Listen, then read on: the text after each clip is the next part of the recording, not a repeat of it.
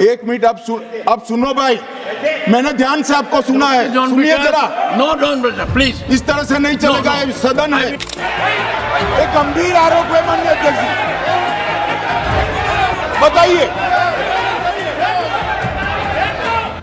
इतने सीनियर सांसद होकर बीच में टोका टोकी करना ना आपकी उम्र के लिए अच्छा है, ना आपकी सीनियोरिटी के लिए अच्छा है। ये टीवी वाले भाई, ये सफेद कपड़ा,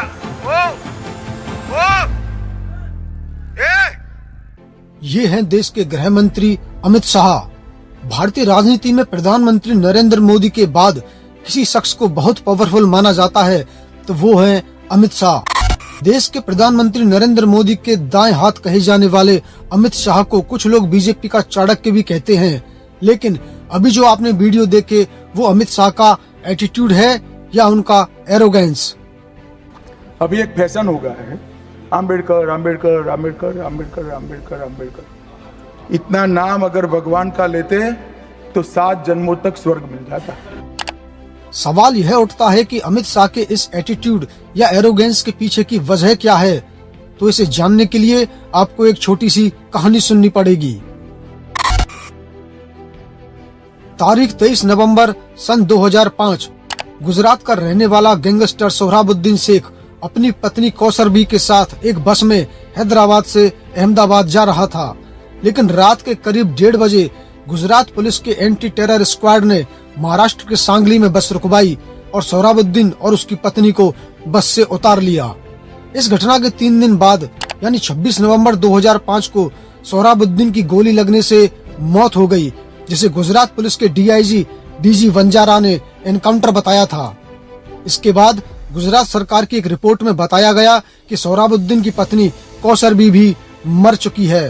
28 दिसंबर 2006 यानी करीब 1 साल बाद सोहराबुद्दीन के साथी तुलसी प्रजापति को भी एक एनकाउंटर में मार दिया गया।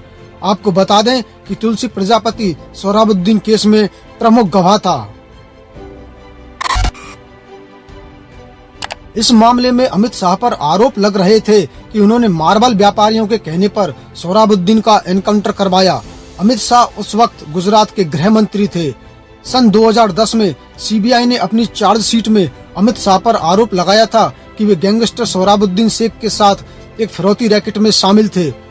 अमित शाह के ऊपर इस मामले में अपहरण, हत्या और सबूत मिटाने का आरोप लगाया गया। इसके बाद जुलाई 2010 में अमित शाह को गिरफ्तार कर लिया गया, लेकिन जेल जाने के 3 महीने बाद ही वे कोर्ट से जमानत लेकर रिहा हो गए। हालांकि कोर्ट ने अमित शाह को जमानत देते हुए 2 साल तक गुजरात न जाने का आदेश दिया था, यानी उन्हें गुजरात से तड़ीपार करार दे दिया गया था। सन 2014 में इस केस की सुनवाई कर रहे सीबीआई के स्पेशल जज लोया की मौत हो गई, जिसे संदिग्ध माना गया और उनकी बहन सहित कई लोगों ने जज की मौत पर सवाल उठाए थे। साल 2014 में देश में नरेंद्र मोदी की सरकार बनने के बाद सोहराबुद्दीन शेख एनकाउंटर मामले के सभी आरोपियों को बरी कर दिया गया। सोहराबुद्दीन एनकाउंटर में सीबीआई कोर्ट का बड़ा फैसला, कोर्ट ने सभी आरोपियों को बरी किया। गुजरात में साल 2005 में एनकाउंटर में सोहराबुद्दीन शेख और तुलसीदास प्रजापति मारे गए थे।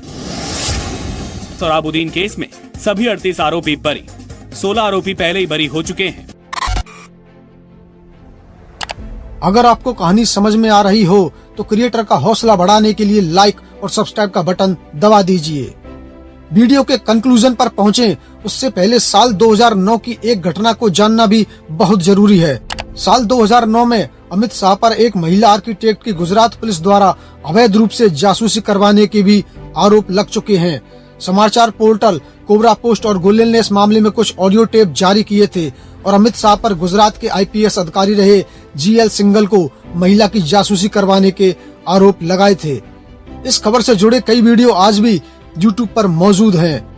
इस मामले में गुजरात सरकार द्वारा एक जांच आयोग का गठन भी किया गया था, मगर बाद में यह सब मामले कब दब गए किसी को कानो कान खबर भी नहीं लगी।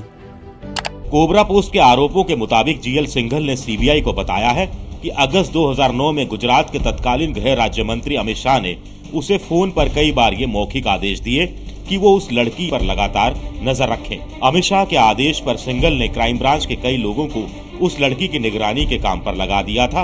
उस लड़की का न सिर्फ पीछा किया जा रहा था बल्कि उसके फोन भी सर्विलांस पर ले लिया गया था।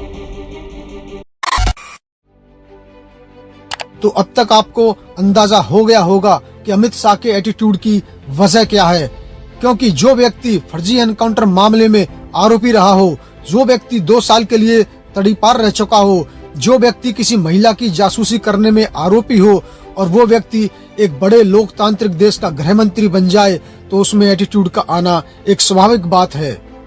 राजनीतिक विशेषज्ञों का मानना है कि मोदी और शाह अपने विरोधियों को ठिकाने लगाने में बहुत एक्सपर्ट हैं, चाहे वो पार्टी के अंदर हो या फिर पार्टी के बाहर।